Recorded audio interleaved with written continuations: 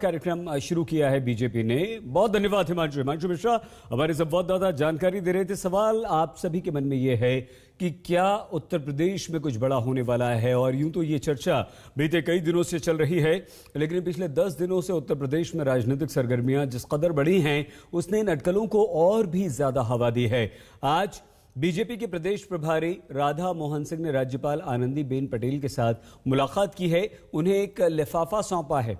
इस लिफाफे में क्या है ये बात तो सामने फिलहाल नहीं आई, लेकिन इस मुलाकात के बाद मंत्रिमंडल और संगठन में बदलाव की चर्चा ने एक बार फिर से उत्तर प्रदेश में जबरदस्त जोर पकड़ लिया है, और इसीलिए हम कह रहे हैं कि क्या उत्तर प्रदेश में कुछ बड़ा होने वाला है।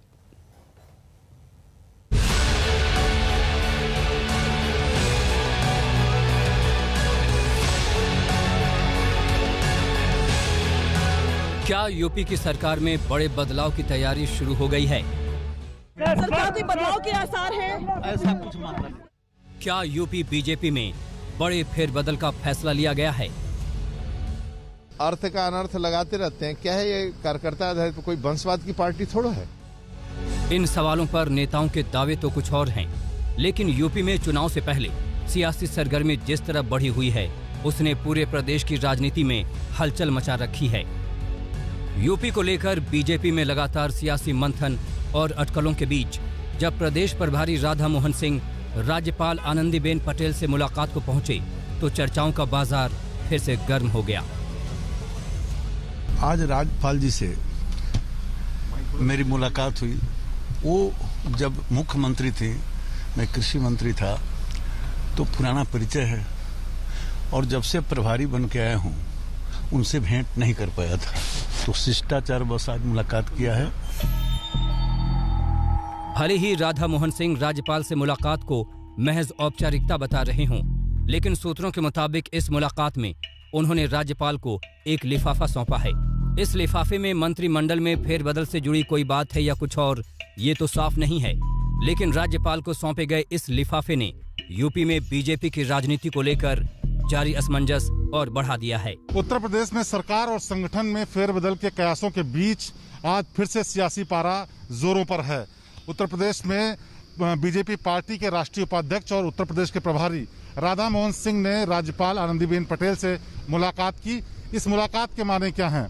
सूत्रों के मुताबिक राधा मोहन सिंह ने एक लिफाफा राज्यपाल को सौंपा। क्या आखिरकार उस लिफाफे का सच क्या है, ये सब कुछ जानना चाहता है। लेकिन अगर नियम की बात करें तो किसी भी तरीके से मंत्रिमंडल विस्तार की चर्चा को लेकर के राधा मोहन सिंह राज्यपाल को कोई भी मसौदा या कोई भी राय मशवरा नहीं दे सकते, क्योंकि कानूनन अगर ऐसा किया जाना है तो उसके लिए मुख्यमंत्री खुद वक्त लेते हैं और मुख्यमंत्री के बातों पर ही राज्यपाल विचार करके उसको अनुमोदन करती हैं। तो ऐसे में अगर कोई भी मंत्रिमंडल विस्तार की बात होगी तो उसके लिए मुख्यमंत्री योगी आदित्यनाथ को स्वयं राज्यपाल के पास आना होगा। तो सवाल ये उठता है कि आखिरकार राधा मोहन सिंह उस लिफाफे में क्या लाए थे। दरअसल यूपी को लेकर बीते 10 दिनों से बैठकों और मुलाकातों का दौर जारी है। 10 दिन पहले पार्टी अध्यक्ष जेपी नड्डा, बीएल संतोष और यूपी के बीजेपी महामंत्री की मुलाकात हुई।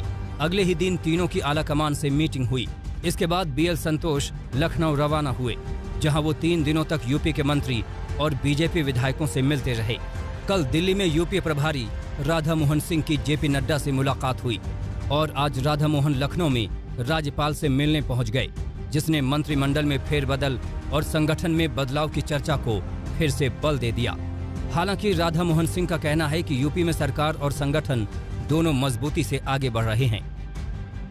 प्रभारी बनने के बाद अभी तक उनसे मैं मुलाकात नहीं कर सका था, तो उनसे मिलने गया था। जहां तक सरकार और संगठन का सवाल है, देश में सबसे लोकप्रिय अभी कोई राज्य सरकार है तो योगी सरकार है, उत्तर प्रदेश बीजेपी की सरकार है, और देश में यदि संगठन कहीं सबसे ज्यादा मजबूत है तो उत्तर प्रदेश में।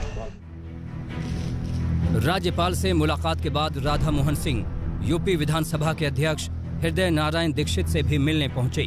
प्रदेश बीजेपी के अध्यक्ष स्वतंत्र देव सिंह का दावा है कि इस मुलाकात को किसी तरह के बदलाव से जोड़कर देखना सही नहीं है। क्या आखिर क्या होगा? क्या कैबिनेट में बदलाव होंगे? क्या संगठन में बदलाव होंगे? अर्थ का अनर्थ लगाते रहते हैं। क्या है ये कार्यकर्ता आधारित कोई वंशवाद की पार्टी थोड़ा है कि एक परिवार का आदमी ही शासन करेगा, उसका बेटे से बेटा, बेटे से बेटा। ये कार्यकर्ता आधारित पार्टी है, इसलिए कार्यकर्ताओं का निर्माण होता है। इसलिए बैठकें हैं, संपर्क संवाद ये जारी रहता है संगठन में। दरअसल बीते दिनों मंत्रियों और विधायकों से बीएल संतोष की बातचीत के बाद ही यूपी मंत्रिमंडल में बड़े फेरबदल की बात सामने आई थी। साथ ही चर्चा इस बात की भी थी कि पीएम मोदी के करीब ए.के. शर्मा को मंत्रिमंडल में अहम पद दिया जा सकता है। हालांकि अब तक इसे लेकर कोई औपचारिक ऐलान नहीं हुआ है, लेकिन यूपी में जारी बीजेपी की कवायद से प्रदेश में हलचल बढ़ी हुई है और इस बहाने समाजवादी पार्टी बीजेपी पर हमला बोलने से भी नहीं चूक रही है। उत्तर प्रदेश में भारतीय जनता पार्टी का तो कमाल है भाई, कमाल की सरकार है। पूरा उत्तर प्रदेश की जनता कोरोना से करहा रही है। गांव-गांव में लोगों की कोरोना से मौतें हो रही है। ना वहां हॉस्पिटल की व्यवस्था, ना दवा की, ना एम्बुलेंस की व्यवस्था है। बेरोजगारी से लोग आत्महत्या करने पे मजबूर हैं और महंगाई से कमर टूट गई है। लेकिन भारतीय जनता पार्टी 2022 की चुनाव की तैयारी कर रही है। वो सोचती कैसे चुनाव जीता जाए, संगठन में कैसे परिवर्तन किया जाए, किसको मंत्री बनाया जाए, किसको मंत्री नहीं बनाया जाए, क्या उसमें फेरबदल किया जाए। अरे प्रभु, जनता की चिंता कर लीजिए। चुनाव तो आते जाते रहते हैं, जनता की जान तो बचा लीजिए जिनकी मौतें हो रही है लगातार। अगले साल यूपी में विधानसभा चुनाव होने हैं और बीजेपी ने इसे लेकर अभी से ही जोर लगाना शुरू कर दिया।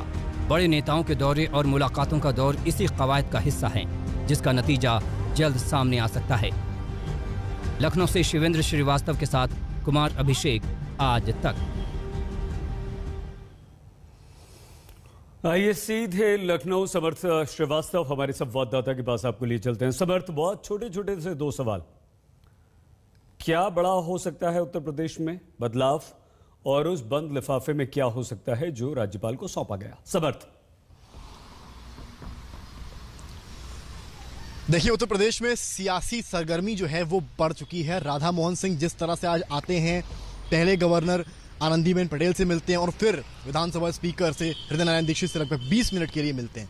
इससे पहले कल वो जब आते हैं तो दिल्ली में वो जेपी नड्डा से मुलाकात होती है, वहाँ उनकी बीएल संतोष से मुलाकात होती है और तब वो आकर शाम को कल लखनऊ में स्वतंत्र देव सिंह जो कि यूपी बीजेपी चीफ है उनसे मिलते हैं। तो एक तरह से इन चीज जो सीक्वेंस अगर आप देखेंगे मिलने का, उससे काफी कुछ साबित होता है। इसके अलावा जो एक लिफाफे की बात होती है, लिफाफा जो एक गवर्नर को दिया गया है सूत्रों के मुताबिक, उसमें भी बताया जा रहा है कि शायद कुछ कैबिनेट रीशफल एक्सपेंशन को लेकर हो सकता है। हालांकि औपचारिक तौर पर कोई भी इसको लेकर बात नहीं की गई। इवन राधा मोहन सिंह से जब हमने बात करी तो उन्होंने सीधे कहा कि योगी आदित्यनाथ एक बेस्ट चेहरा है यूपी के लिए और यूपी की राजनीति की अगर बात होगी तो योगी सरकार पॉपुलर है। इसके अलावा संगठन भी यूपी में है वो सबसे स्ट्रांग है। जब हमने उनसे ये पूछने का प्रयास किया कि कुछ क्या कैबिनेट एक्सपेंशन रीशफल आपके एंड से हो सकता है, तो उन्होंने सीधे कहा कि ये डिसीजन जो है वो योगी आदित्यनाथ का है और ये उनकी ही जिम्मेदारी है, इसमें हम कोई दखल नहीं देंगे। हालांकि ये तो उनकी बात रही, पर क्या हो रहा है अनौपचारिक तौर पर।